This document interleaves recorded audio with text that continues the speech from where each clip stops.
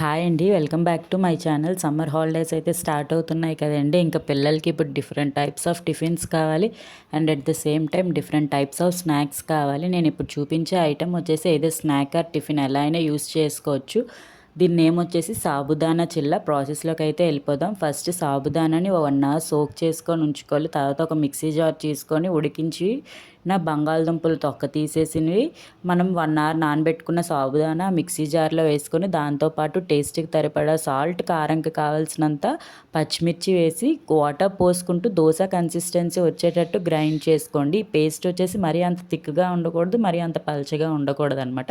Next stove on చేసుకొని pan వేసుకొని pan బాగా హీట్ అయిన తర్వాత మనం ముందుగా గ్రైండ్ చేసుకున్న పేస్ట్తో దోశ వచ్చేటట్టు స్లోగా రౌండ్గా వేసుకోవాలండి. దాని తర్వాత దాని మీద ఉల్లిపాయలు, కొత్తిమీర, జీలకర్ర చల్లుకొని 2 వైపులా లో ఫ్లేమ్ మీద కాల్చుకొని తింటే సూపర్ అంటే సూపర్గా ఉంటుందండి. దీనికి వచ్చేసి మళ్ళీ మనకి సెపరేట్గా చట్నీ కూడా ఏం అవసరం లేదు. మీరు కూడా ఎప్పుడైనా టేస్ట్ చేసినట్టయితే కామెంట్ చేయండి. టేస్ట్ చేయకపోతే ట్రై చేసి టేస్ట్ చేసి కామెంట్ చేయండి. నా వీడియో నచ్చితే లైక్ చేయండి, సబ్స్క్రైబ్ చేయండి.